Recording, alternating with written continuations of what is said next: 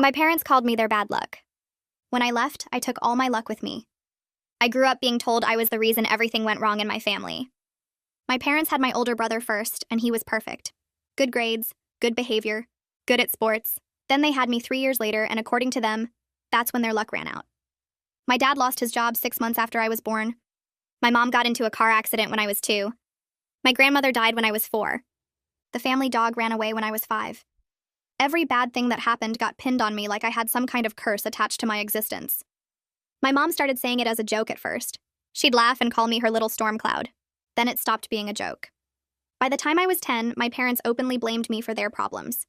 If the bill was higher than expected, it was because I was in the house using too much electricity. If something broke, it was because my bad energy made things fall apart. If my dad didn't get a promotion, it was because he had the burden of raising an unlucky child. My brother picked up on it and started calling me Jinx. The name stuck all through middle school and high school. I believed them for a long time. I thought maybe I really was cursed. I apologized constantly for things that weren't my fault. I tried to make myself small and invisible so my bad luck wouldn't spread. I got good grades hoping that would prove I wasn't a burden. I got a job at 16 and paid for my own clothes and school supplies so they couldn't say I was draining their money. Nothing I did changed how they saw me. When I was 17, my brother got accepted to a good college. My parents threw him a huge party and invited all their friends. They bragged about how he was going to be successful and make them proud.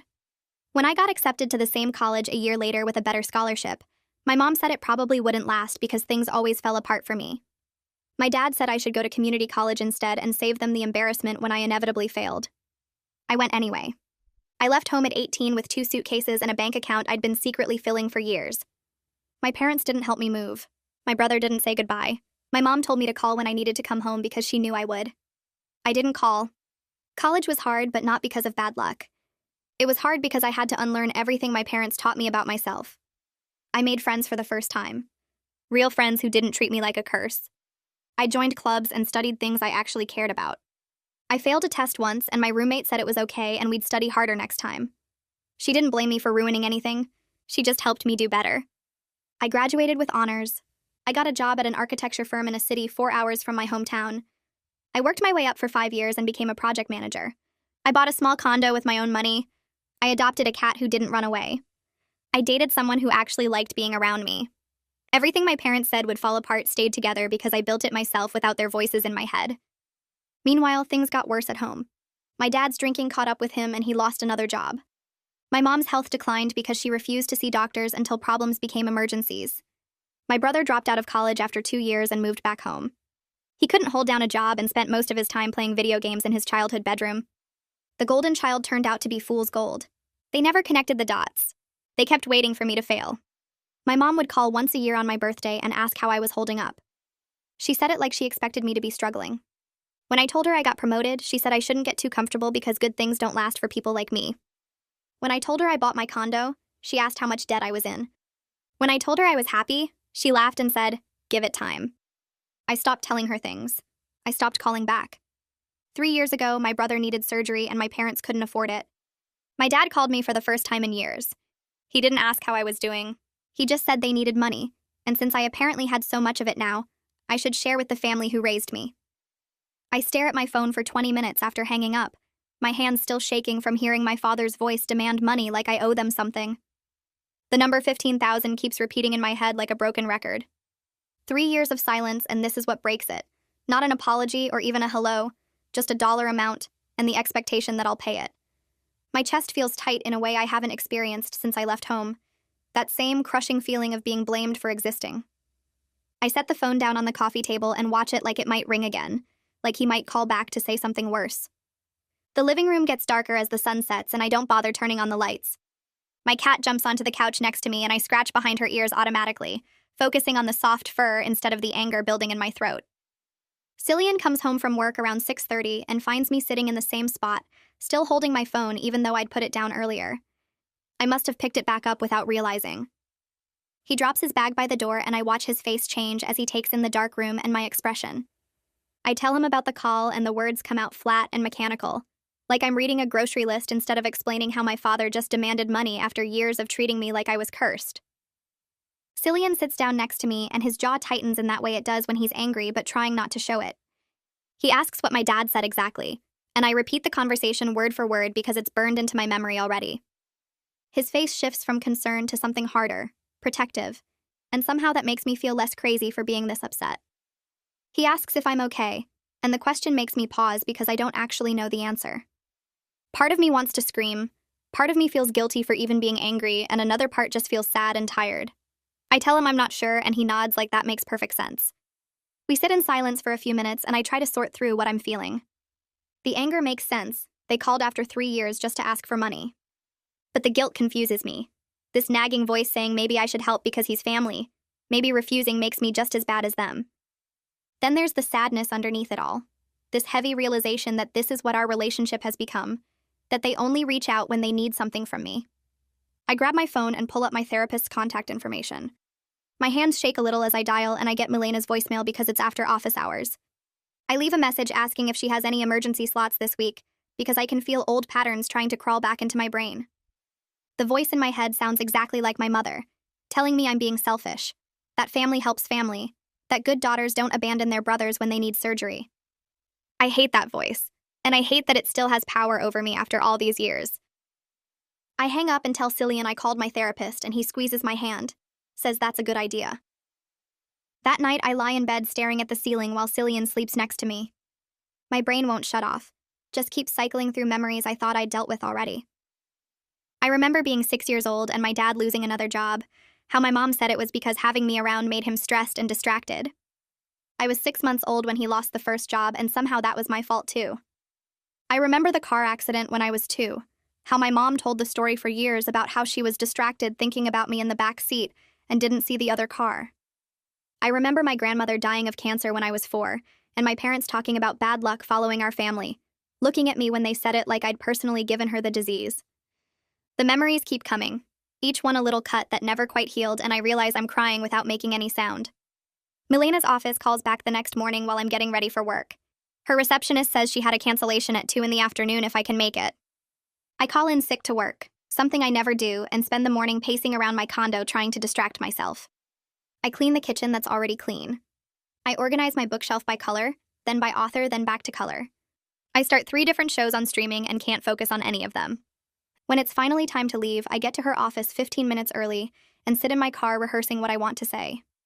I walk into her office feeling like I've gone backwards in time, like I'm the anxious 23-year-old who first started therapy instead of the 28-year-old who thought she had her life together. Milena gestures to the familiar chair and I sit down, already feeling tears building up. She asks what happened and I tell her about the call, about my father's voice after 3 years, about the money demand, about all of it. The words pour out for 15 minutes straight and she just listens, occasionally nodding, letting me get it all out. When I finally stop talking, she waits a moment, then asks what I actually want to do. Not what I think I should do or what would make me a good person, but what I genuinely want. I admit I've already looked up Curtis's condition online, spent an hour last night reading medical websites about the surgery he needs. It's real and it's necessary, and without it, he could have serious complications. But I also know my parents have let him live at home rent-free for years, playing video games in his childhood bedroom while they paid for everything. They never made him get a job with insurance, never pushed him to be independent like they pushed me out the door at 18. I paid for my own clothes and school supplies at 16 while he's 31, and they still do his laundry. Milena asks why Curtis doesn't have insurance, and the question makes me stop and think. I realize it's because he's never held a job long enough to qualify for benefits. He's worked maybe 6 months total in the last 5 years, always quitting or getting fired, always moving back home where my parents enable him. They let him stay dependent while they blamed me for being a burden when I was literally a child. The double standard sits heavy in my chest. I was paying my own way as a teenager, and he's in his 30s getting supported completely. But somehow I'm the one who gets the call demanding money. We spend the next 30 minutes talking about the difference between helping family in an actual crisis versus rewarding the same broken patterns that made me leave in the first place. Milena points out that giving them money without any conditions would just confirm their belief that I exist to solve their problems, that I'm responsible for fixing everything that goes wrong in their lives. She asks what message it sends if I hand over $15,000 after they spent years telling me I was the source of all their bad luck. I hadn't thought about it that way, but she's right. It would be like agreeing with them, like accepting that I do owe them something for the burden of raising their cursed daughter. I leave therapy with homework to write down exactly what I'm willing to offer and what my boundaries are before I respond to my father. The idea of setting terms instead of just saying yes or no feels strange and scary and maybe a little powerful. Milena reminds me that I get to decide what kind of relationship I have with them, that I don't have to accept the role they assigned me. I drive home thinking about what reasonable help might actually look like, something that doesn't make me feel like I'm betraying myself, but also doesn't completely abandon Curtis when he's sick. That night, Cillian gets home around 7 and finds me sitting at the kitchen table with my laptop open and a notebook covered in scribbled thoughts. He sets down his work bag and comes over to kiss the top of my head before asking what I want for dinner. I tell him I don't really care, and he suggests we order from the Thai place down the street since neither of us feels like cooking. While we wait for the food to arrive, he sits across from me and asks how I'm doing with everything. I close my laptop and admit I've been going in circles all day trying to figure out what the right thing to do is. He reaches across the table and takes my hand, reminding me there might not be a clear right answer, but that doesn't mean I can't set boundaries around what I'm willing to offer. The food arrives and we eat at the table instead of in front of the TV like we usually do. Between bites of pad thai, I tell him I keep thinking about Curtis actually needing the surgery and how it feels wrong to just ignore that completely. Cillian nods and says he gets it, that wanting to help doesn't make me responsible for fixing everything my parents have messed up. He suggests maybe I could help Curtis directly with finding resources instead of just handing money to my parents who haven't managed their finances well in decades. The idea clicks something into place in my brain. I could research hospital payment plans and financial assistance programs, maybe even help Curtis apply for medical assistance if he qualifies. That feels different from writing a check to my father and pretending it will solve anything long-term. Cillian points out that way I'd be helping Curtis get the medical care he needs without enabling my parents to avoid taking any responsibility for how they got here. We talk through what that might look like practically, and I start feeling less trapped between two bad options. Saturday morning, I wake up determined to draft an email response before I lose my nerve. Cillian goes to the gym, and I make coffee and sit down at my laptop with a clear head for the first time since my father's call. I open a new message and type my father's email address in the recipient line, then stare at the blank space trying to figure out how to say what I need to say. The first draft comes out angry, and I delete it. The second one sounds too apologetic, like I'm asking permission to have boundaries. The third attempt feels closer. I write that I understand Curtis needs surgery, and I want to help him get the medical care he needs. Then I explain I'm not comfortable giving money directly to them, but I am willing to help Curtis research hospital financial assistance programs and payment plan options. I spend an hour rewording sentences and taking out anything that sounds defensive or like I'm justifying myself. By lunch, I have something that feels clear and firm without being mean. I save it as a draft instead of sending it right away because I want to read it again tomorrow with fresh eyes. Sunday, I read through it twice and make a few small changes. Cillian reads it over my shoulder and says it sounds reasonable and compassionate while still protecting my boundaries. I move my cursor to the send button and hesitate. Part of me knows sending this will probably make my parents angry. They want money with no strings attached, and I'm offering something different. But I also know that if I just give them what they want, I'll resent myself, and nothing will actually change. I take a breath and click send before I can second-guess myself again. Monday afternoon, my phone rings while I'm reviewing blueprints at work, and I see my mother's name on the screen. My stomach drops because I wasn't expecting her to call. I should let it go to voicemail, but some old instinct makes me answer. Before I can even say hello, she launches in about how she can't believe I would be. So ungrateful after everything they did raising me. Her voice has that sharp edge that used to make me want to disappear when I was younger. She says they sacrificed so much for me and my brother, and this is how I repay them. I try to interrupt to explain that I offered to help, but she talks right over me. She brings up the email and says they don't need my charity. They need family loyalty. The word loyalty coming from her mouth almost makes me laugh, except it also makes my chest hurt. I spent my whole childhood being loyal to people who blamed me for existing. I managed to get a few words in about wanting to help Curtis find financial assistance, and she cuts me off again, saying that's not real help. Real help would be writing a check and trusting them to handle it. I can hear my father saying something in the background, but can't make out the words. My mother switches tactics and starts listing all the times I failed them growing up. She brings up the time I got a B in math in 6th grade like it was some massive disappointment instead of a normal grade. She mentions the school play I didn't get cast in 8th grade as evidence I wasn't trying hard enough. She twists every normal childhood moment into proof that I was defective somehow. I feel myself getting quieter on the phone. My response is getting shorter. It's like I'm 14 again, sitting at the kitchen table while she explains why the broken dishwasher is somehow connected to my bad energy. I hate that I'm falling into this pattern, but I can't seem to stop myself from shrinking. Then she says something that makes my whole body go still. She tells me I probably have plenty of money to spare since I don't have kids draining my resources like Curtis drained theirs. The casual way she blames a child for being born and needing things breaks something loose in my chest. I actually laugh out loud and it surprises both of us. The laugh isn't happy, it's the sound of something finally snapping after being bent too far for too long. She asks what's so funny in this cold voice, and I tell her that's exactly the problem. She's still blaming other people for her own choices, and I'm done being part of that. My voice shakes, but I keep talking. I say I spent my whole life being blamed for things I couldn't control, and I'm not doing it anymore. She tries to interrupt like she always does, but this time I don't let her. I talk over her and explain that I'll help Curtis directly with finding resources and payment options, but I won't hand over money to enable them to keep refusing to take responsibility for their situation. I can hear my father yelling something in the background about disrespectful children and ungrateful daughters. My mother's voice shifts from angry to ice cold in a way that used to terrify me as a kid. She says fine, they'll figure it out themselves like they always have to. No thanks to me. She hangs up before I can say anything else, and I'm left standing in my office holding my phone with my hand shaking. I walk to the bathroom and lock myself in a stall for 10 minutes trying to get my breathing under control. My whole body feels like it's vibrating with adrenaline and anger and something that might be pride. I actually stood up to her. I said things I've thought for years, but never had the courage to say out loud. When I finally come out, I wash my face with cold water and go back to my desk. I can't focus on work for the rest of the afternoon. Cillian finds me that evening sitting on the couch staring at nothing. He sits down next to me, and I immediately start crying these angry, frustrated tears that I've been holding in since the phone call ended. He pulls me against his chest and just holds me while I cry. When I can finally talk, I tell him about the call, and how my mother brought up every childhood failing like I was on trial. I tell him about the comment about kids draining resources, and how something just broke in me, hearing her blame Curtis for existing the same way she blamed me. Cillian runs his hand through my hair and says, "Setting boundaries doesn't make me a bad person." He reminds me that they called asking for help, but the second I offered help that came with any conditions, they rejected it. They wanted me to fix their problem without them having to change anything about how they operate. I know he's right, but it still hurts. Some part of me kept hoping they might surprise me and actually hear what I was saying. Instead, they proved they're exactly who I've always known them to be. I spend the next day drafting an email to Curtis.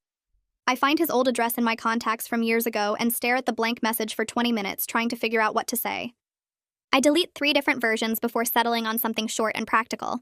I write that I want to help him directly with researching hospital payment plans and financial assistance programs. I list a few specific resources I found online and offer to help him apply for them. I don't mention our parents or the phone call or any of the family drama.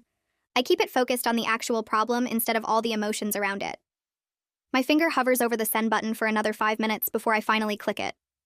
The email disappears, and I immediately wonder if the address even works anymore, or if it'll just bounce back.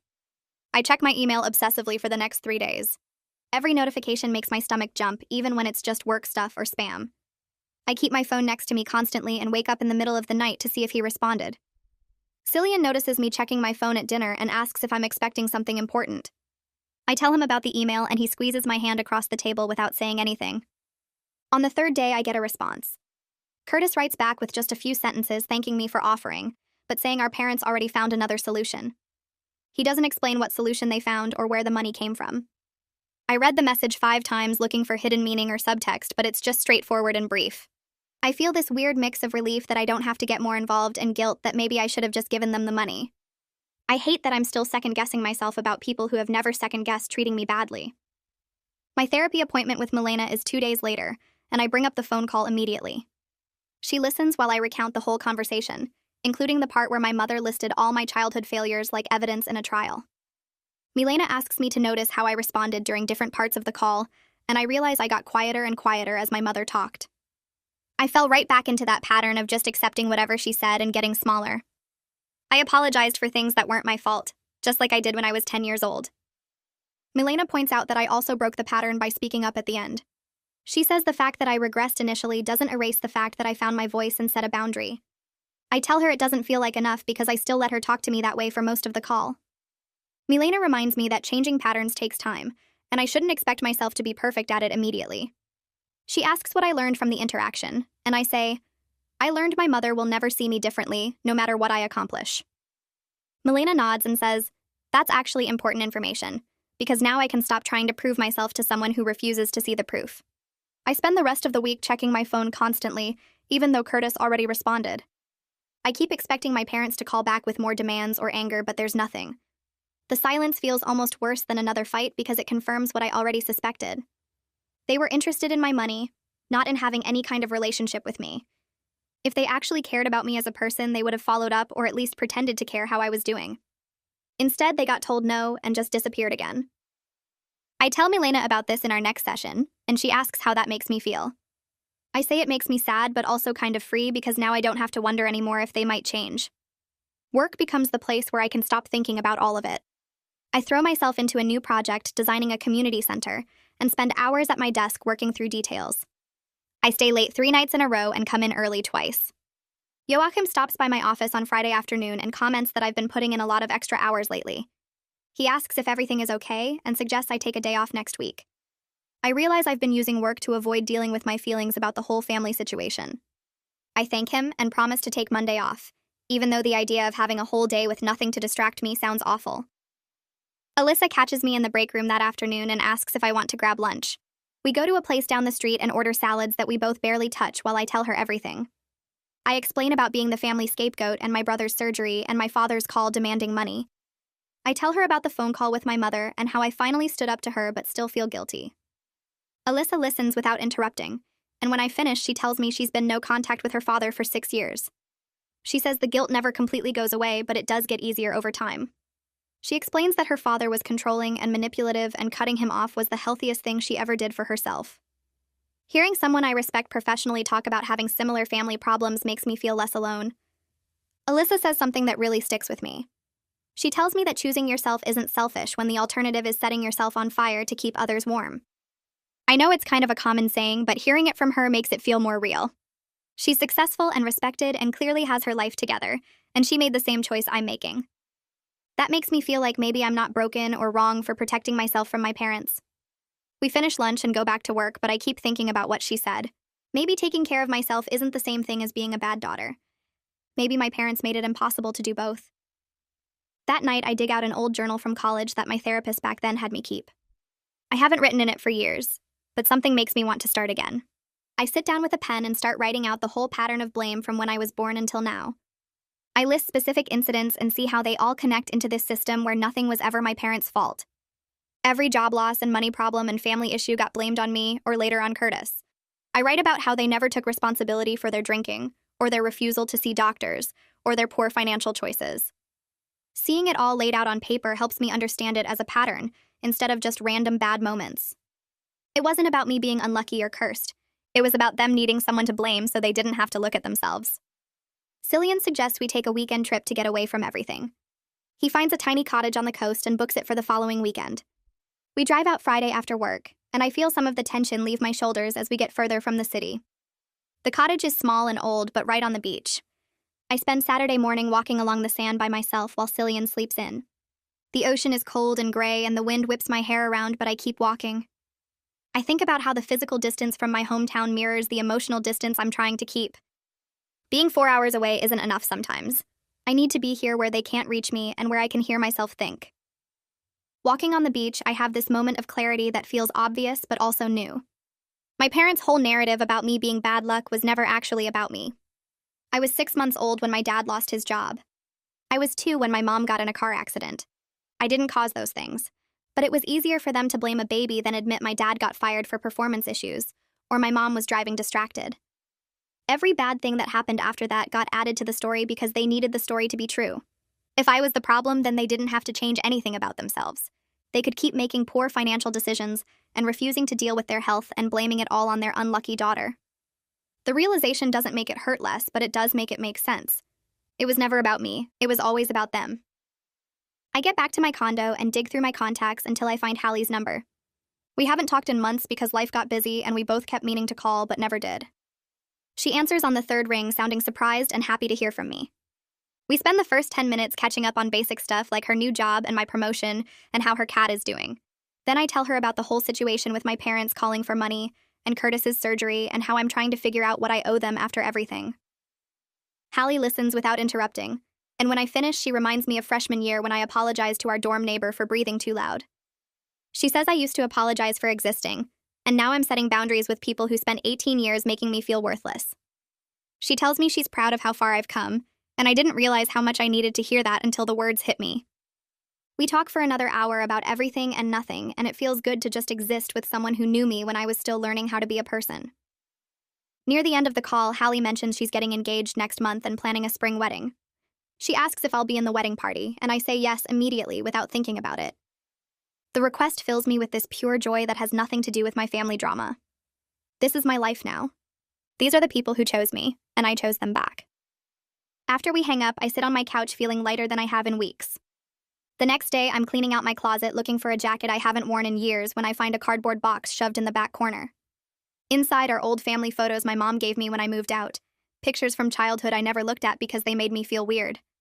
I pull them out one by one and spread them across my bed. There's me at 5 years old at a birthday party looking at the camera with this sad expression, even though everyone around me is smiling. Me at 8 in a school photo with my shoulders hunched like I'm trying to disappear. Me at 12 standing next to Curtis at some family gathering while he grins and I look at the ground. In every single photo I can see it now, the sadness in my eyes even during supposedly happy moments. I was carrying their blame before I even understood what it meant. I sort through the whole box and keep only 3 photos, ones where I'm alone or with friends from high school who actually liked me. The rest go into a donation bag because I don't need physical reminders of a childhood I've spent years trying to unlearn. At my next session with Milena, she asks what I want my relationship with my family to look like going forward. The question catches me off guard because I've been so focused on what I don't want that I haven't thought about what I do want. I sit there for a full minute trying to figure out how to answer. Finally, I tell her I don't want no contact forever, because that feels like letting them win in a different way. But I also can't go back to accepting their version of reality where everything wrong in their lives is somehow my fault. Milena nods and suggests we practice potential future interactions, so I can maintain boundaries without getting defensive or trying to change their minds. We spend the rest of the session role-playing different scenarios. Milena plays my mother accusing me of abandoning the family, and I practice responding calmly without explaining myself or arguing.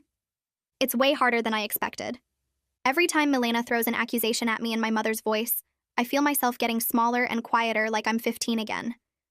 We run through the same conversation 5 times before I can get through it without either shutting down or getting angry.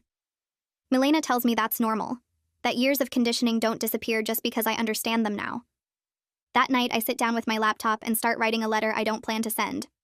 I write out everything I wish I could say to my parents about the damage their scapegoating caused. I write about being 10 years old and believing I was cursed. About paying for my own school supplies at 16 because I didn't want to be a burden. About graduating college with honors and still waiting for them to be proud of me. About building a whole life 4 hours away because I couldn't breathe in their house anymore. The letter ends up being 4 pages long, and when I finish writing it, I feel this pressure release in my chest that I didn't know I was holding. I save it in a folder on my computer and close the laptop. A month passes with no contact from my parents, and I almost forget about the whole thing. Then Curtis emails me out of nowhere with a brief update that his surgery went well, and he's recovering at home. The email is only 3 sentences long, but at the end he adds this awkward line thanking me for offering to help, even though they ended up not needing it. It's the closest thing to an apology I've ever gotten from him, and I read it 5 times trying to figure out if I'm reading too much into it. I wait a day before responding so I don't seem too eager. I write back saying I'm glad he's okay, and that I'm here if he ever wants to talk. No pressure. I keep it short and leave the door open for future contact without pushing him. Building some kind of relationship with Curtis separate from our parents feels possible in a way reconciling with them doesn't. He's starting to see things differently, and maybe that's enough for now. At work the following week, Joachim calls me into his office, and I spend the whole walk there wondering what I did wrong. Instead, he tells me I'm being assigned to lead a major project designing a new public library downtown. It's the biggest project of my career so far, and I just stand there staring at him trying to process the information. Joachim says I earned it through 5 years of consistent, excellent work, and he trusts me to handle it. I actually let myself believe him instead of waiting for the other shoe to drop, or for him to realize he made a mistake. The project consumes my focus for the next few weeks in the best way possible. I'm using skills I've developed over years of pushing myself to prove I wasn't cursed or unlucky or whatever my parents called me. I work late most nights sketching ideas and meeting with the design team and presenting concepts to the client. Halfway through a presentation, I catch myself thinking my parents would probably say, "This success won't last," that something will fall apart because that's what happens to me. Then I consciously choose to ignore that voice and keep talking about load-bearing walls and natural light optimization. The client loves the design. Joachim walks me back to my desk after the presentation and mentions that the team wants to grab drinks Friday to celebrate landing the project. I tell him I'll be there, feeling this weird mix of pride and disbelief that I'm leading something this big.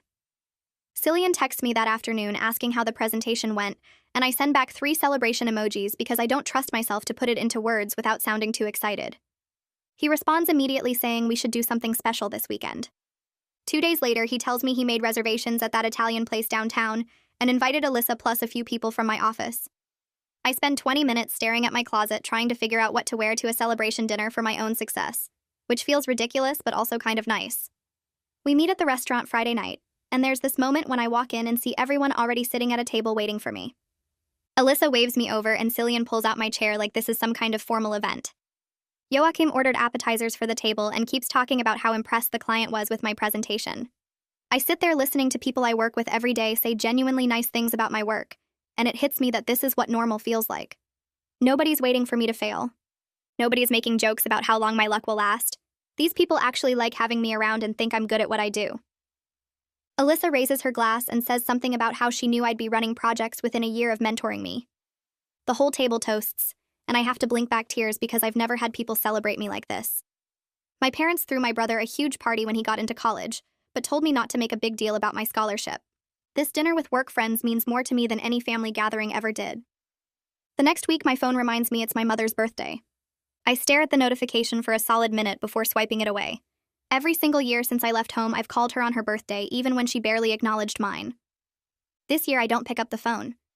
I feel guilty for about an hour, that old familiar knot in my stomach that says I'm being a bad daughter.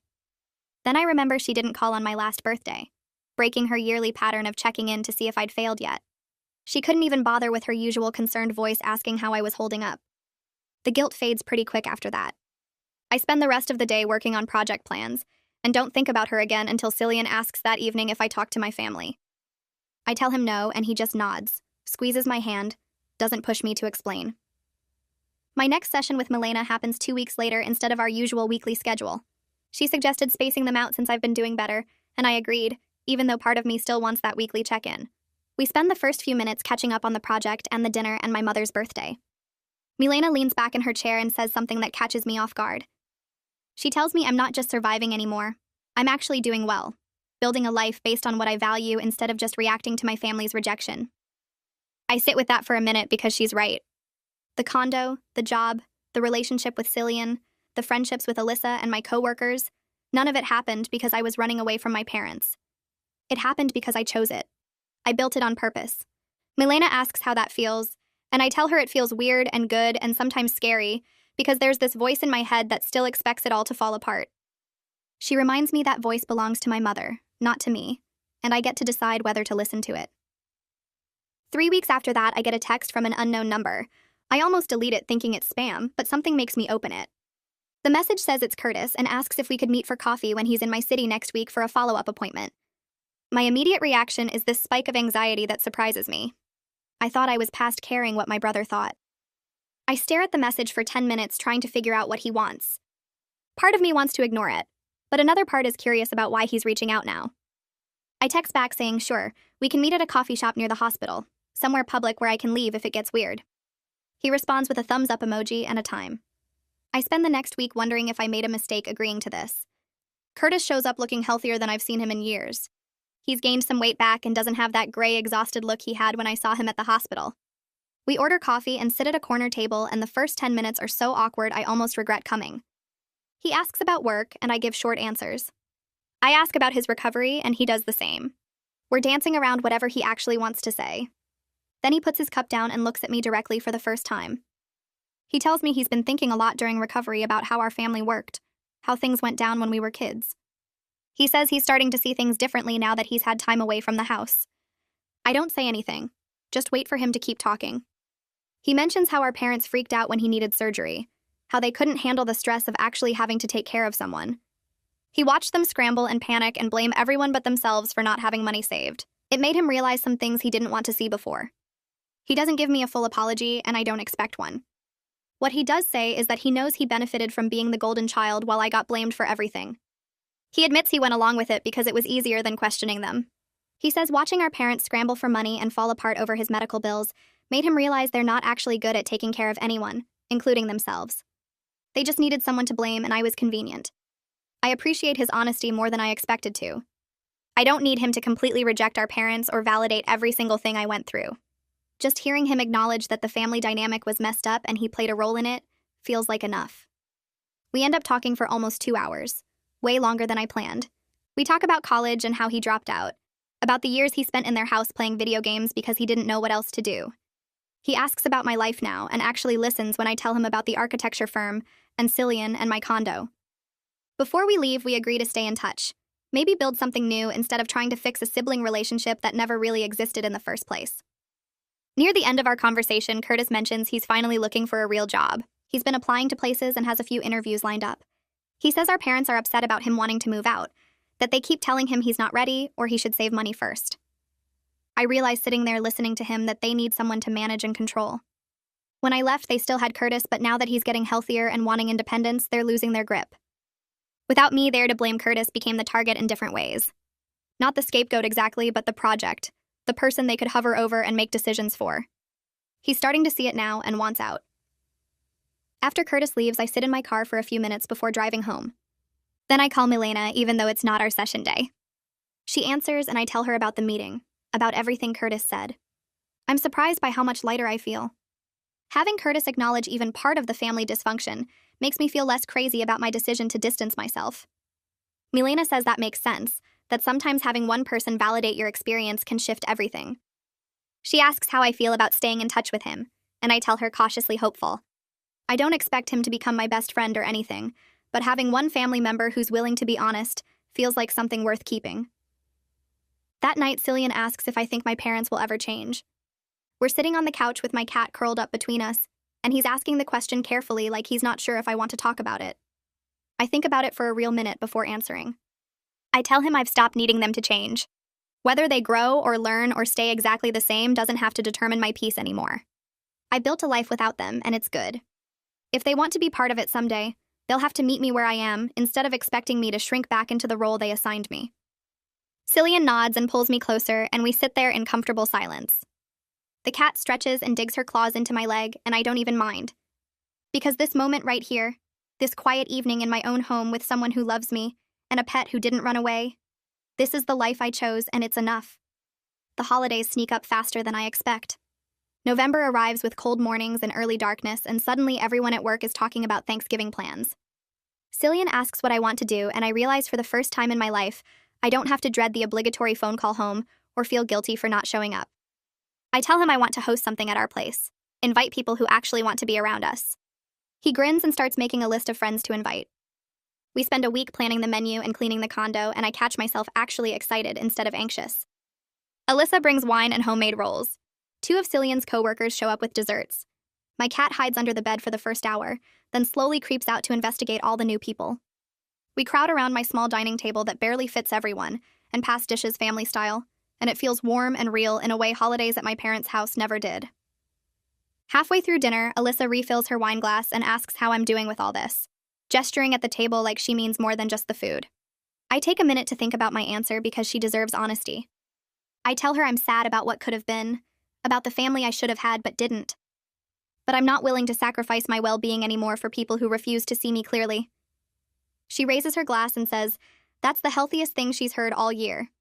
Everyone else raises their glasses too, and we toast to chosen family and new traditions, and I feel something settle in my chest that's been unsettled for years.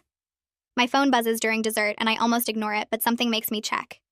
It's a text from Curtis. Just a few words saying he's thinking of me and hopes I'm having a good day. Nothing elaborate or emotional, just brief and genuine. I stare at the message for a long moment, then save it to a folder I've started keeping of the few good family moments I have. It's not much, but it's real, and that matters more than I expected it to. I text back a simple thanks and same to you, then put my phone away and rejoin the conversation. Cillian catches my eye across the table and I smile at him, feeling hopeful about having at least one family connection that isn't built on blame and dysfunction. Work picks up the week after Thanksgiving as we push toward the project launch deadline. I spend long hours at the office finalizing details and coordinating with contractors, and somehow it all comes together better than I imagined. The community center opens in early December, and the local architecture magazine sends someone to photograph it and interview me about the design process. When the article comes out 2 weeks later, Joachim frames it and hangs it in my office without asking. He just walks in one morning with the framed magazine page and a drill and puts it on the wall across from my desk. I stare at it for a solid minute, reading my own name in print next to photos of something I created. Joachim tells me to let myself feel proud without qualifying it with worry about what might go wrong next. I nod and actually try to do that, sitting with the accomplishment instead of immediately looking for ways it might fall apart. My next session with Milena happens a few days before Christmas. We've been meeting every other week since the whole Curtis surgery situation, but she opens this session by asking if I think I'm ready to reduce to monthly check-ins. The question catches me off guard. I think about the past few months and realize the family crisis didn't destroy the stability I've built. I handled it without falling apart, or reverting to old patterns for more than brief moments. I tell Milena yes, I think I'm ready, and she smiles like she already knew my answer. We spend the rest of the session talking about what monthly check-ins will look like, and what warning signs to watch for that might mean I need more frequent support again. Walking out of her office, I feel proud in a different way than the magazine article. This pride is quieter and deeper, about emotional work nobody sees, but that matters just as much. Cillian and I are washing dishes one night when he brings up the future in a way that feels different from our usual vague planning.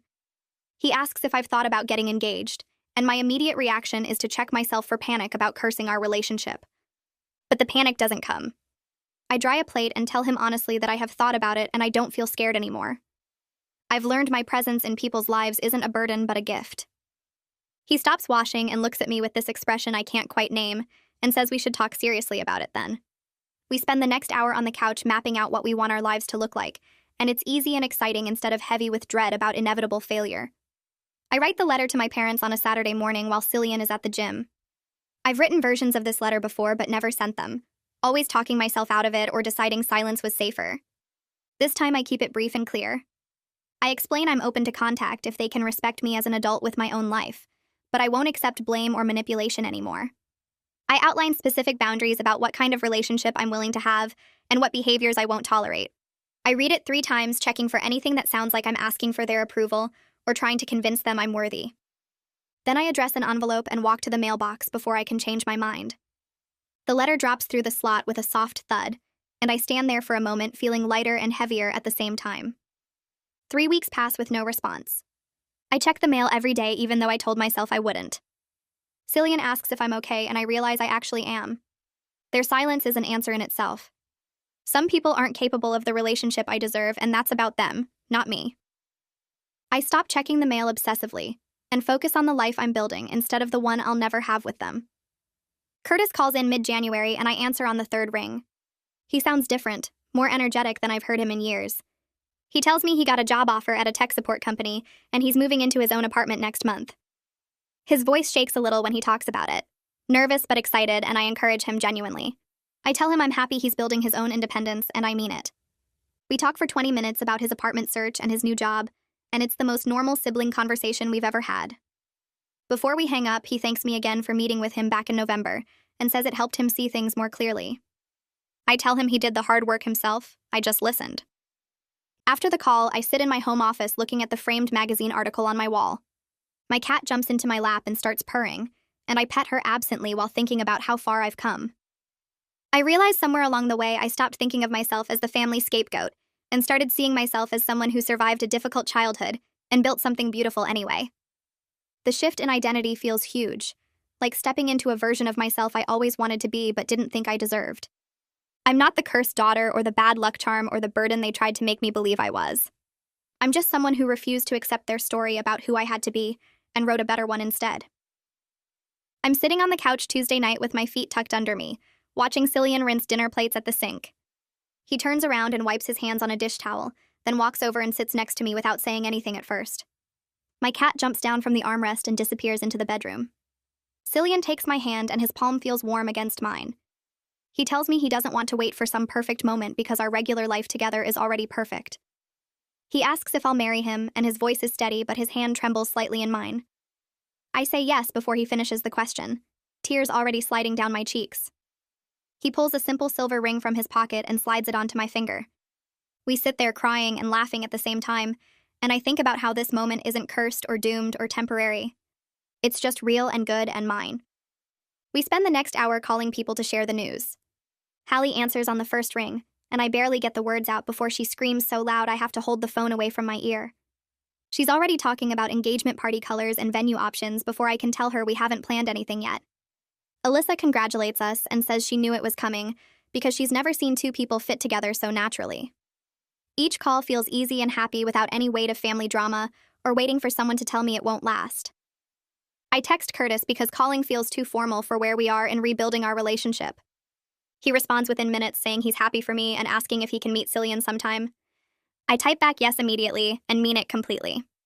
Having one family member who's genuinely trying to show up differently feels like more than I expected to have. Over the next few weeks, planning the wedding becomes something I actually enjoy instead of a source of stress about who to invite or who might ruin things. Cillian and I look at venues with Hallie and laugh at her increasingly elaborate ideas. We pick a small garden space that feels intimate and warm. I make a guest list of people who actually want to celebrate with us, not people I'm obligated to include. Curtis texts occasionally asking about details and offering to help with setup. I add him to the list without hesitation. The whole process feels light and joyful because I'm surrounded by people who chose me and I chose them back. I realize one night while addressing invitations that this is the family I needed all along. Not the one I was born into that treated me like a burden, but the one I built myself from friends and partners, and the one brother who decided to do better. That's not bad luck or a curse finally breaking. That's just the best thing I ever did for myself.